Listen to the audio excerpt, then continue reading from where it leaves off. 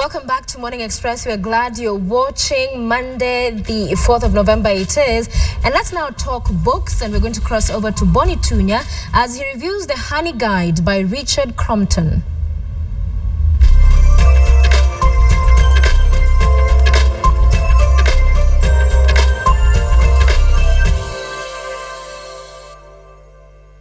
Good morning and welcome to the Morning Express book review. Yet again, we get a chance to interrogate a book about our homeland. This is a book about Kenya, if you like, Nairobi. Interestingly, it hasn't been written by a Kenyan per se. And so what caught my attention is how vivid the author is in explaining and building the characters. And I'm talking about The Honey Guide by Richard Crompton, who is with me today. Karibu sana. Thank you very much. Asante sana. Richard, before we even get to the theme, I've been looking through your book, and what struck me, page 1, you talk about a Maasai. I mean, you are Mzungu. I mean, was that obvious? Yeah. What I didn't want to do was write a book about Nairobi, about Kenya, right, which is about a white man coming in, saving the day. We've seen enough books and films like that. And I think of films like The Constant Gardener, where they flew half of Hollywood out right, to Kibera to make a film about white people. I'm just not interested in that. Right. At the same time, my character needed to be a bit like me. You know, you have to put yourself into your character. Right. So my character is an outsider. He's not necessarily part of the heart and soul of the city, and his background is tribal Maasai. Right. Now, obviously, I'm not a Maasai. Right. I'm sure that your viewers can tell that instantly. But the Maasai who has come to Nairobi is a bit like me, the Westerner, the European who's come to Nairobi. Right. He's seeing it through new eyes because it's so different from his village. Right, because I wanted to mention, I mean, if you look at the Kenyan setting, the Maasai tribe is not as popular. I mean, you'd expect if you're picking randomly, you'd talk about the Kikuyu or the Kalenjin or the Luo. But when you pick a Maasai, I mean, it kind of puts someone in an awkward situation. Exactly, right, and that's what literature is about. That's right, what fiction is about. You want a character who's in an awkward situation, right, because that's where the drama comes from. But also, importantly, this novel is set in 2007, right, Christmas 2007. Right. We all remember what was happening then. It was right, the post-electoral violence. And if I had made my character a Kikuyu or a Kalenjin or a Luo, it would have been immediately evident what angle they were coming from. Right, right. Molel, the main character in your book, I mean, from the start on, you paint him as this hero, this warrior who is all out there and you know, going after this thief and all that. What sort of person is Molel? Justice is something we all want, but it comes at a price. Right. So Molel is this detective who's out there. He's determined to find the killer of a prostitute who he thinks nobody cares about. And he is a seeker of justice. Now that sounds perfect, sounds like a superhero, and yet I want to show that justice comes at a price. Right. So he lets his family suffer because he's always on the case. Right. He doesn't spend enough time with his son. His priorities get confused. Sometimes he even twists and changes the law and goes against his superiors, right, in this search for justice. Right. And I wanted to show that there's a tension, there's a tension between justice and the law. There's sometimes a tension between justice and what is right. And these are issues which are here and now issues. We can see it with what's going on in The Hague at the moment. Right. Justice could potentially be at odds with peace. And one of my characters in the book actually says this. He says, you want justice? You go and move to some first world country where the courts work and the police run smoothly and they have the resources to give you justice. Right. But here, justice is less important than peace, and that's what I want, peace. Right. In building your characters, they really fall out of the stereotype. We're seeing a Maasai with a son. I mean, they're going shopping. We don't see that every day in Nairobi. Maasai and their children don't hang out together as an ordinary family would. I mean, buying bicycles and whatnot. What were you trying to achieve things that obviously people don't see in their everyday life? This book was written, I'm delighted, by the way, it's doing so well in Kenya, and right, Kenyans are flattering me and complimenting me on it, but it was not written for Kenyans. It was written for people from my country, from Britain or Americans, who have a very prejudiced, stereotypical, ignorant view of Africa. They're expecting to see lions running and, around, look people out running for the elephants. naked. Exactly. Right. But they don't know very much about the urban Africa. And when they hear about urban Africa, like Nairobi, they just shut down. They think, oh my God, it's a place of horror, of terror. It's not a place that I want to get involved with. Right. And that's just the opposite of what I find in Nairobi. I love Nairobi. It's a really vibrant, exciting, youthful, dynamic city. And I wanted to portray that. And secondly, I wanted to write about this tension which I think exists within most Kenyans that I've ever met. Even people who are young, professional business people or media people like yourself. Right. There is still the memory of their shags, their homeland, their background, which, even if they're living in the urban context, they can't exactly let go. Right. And so what I've done is I created this Maasai who's haunted by his tribal past, but desperately wants to be a modern go-getter. Right. And I think that that's not something which is very common in my culture, but I think it's a defining character in Kenyan culture, and I wanted to explore that. All right. Were there any instances or difficult moments in trying to tell this part of the story? Yeah, I mean, it wasn't easy to tell because, apart from anything else, this is my first work of fiction. I was here in 2007 covering the elections for an international television station. Right. And you know, you have to be very even-handed as a journalist, and you have to report only what you know of as the facts. As a work of fiction, that's not good enough. You actually have to take a stance, and you get completely lost if you just rely on the facts. You have to make things up, in other words.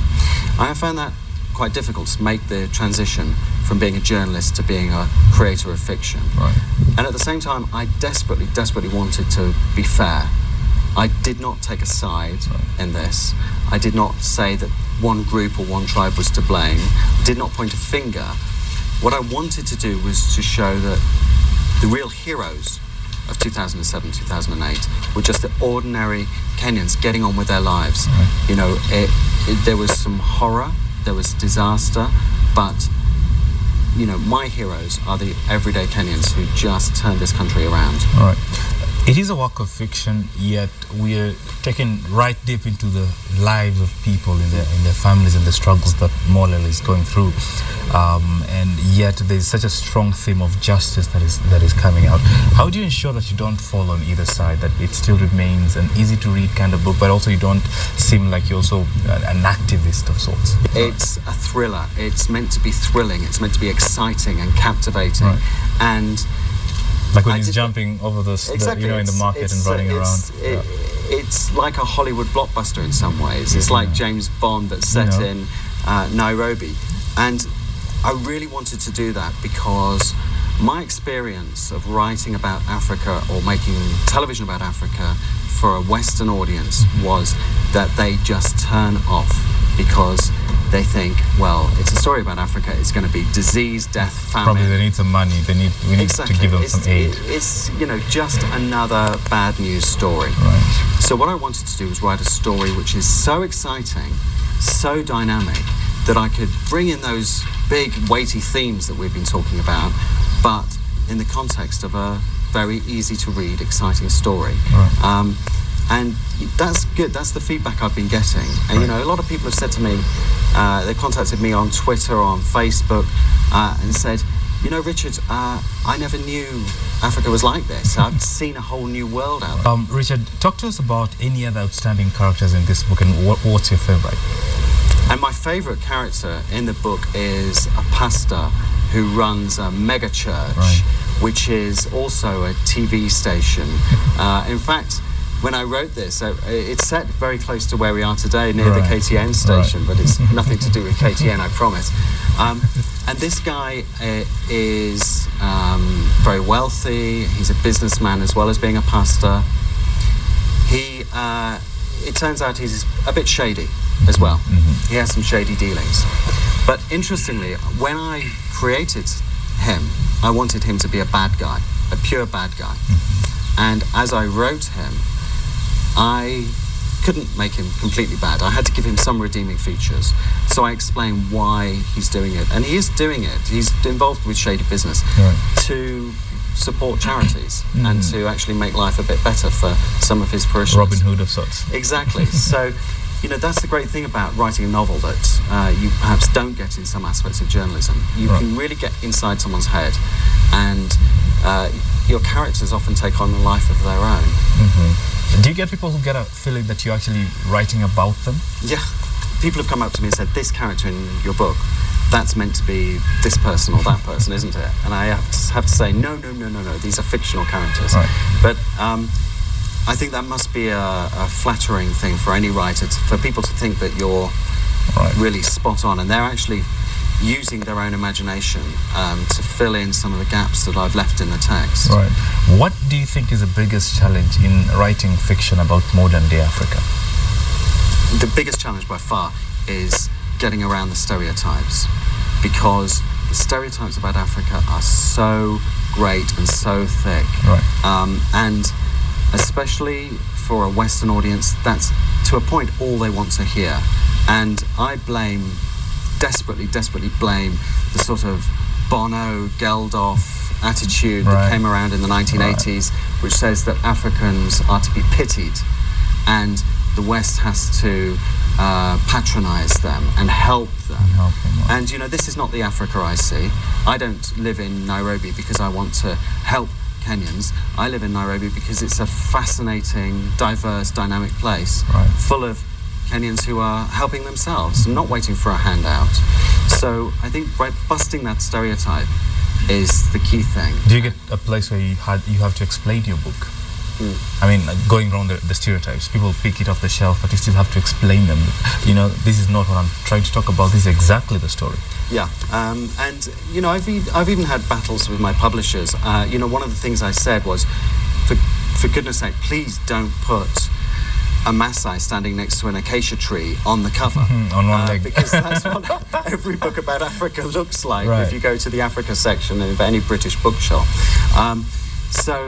No, I fought that battle, and we actually got the Nairobi skyline put on the cover because it's an urban book.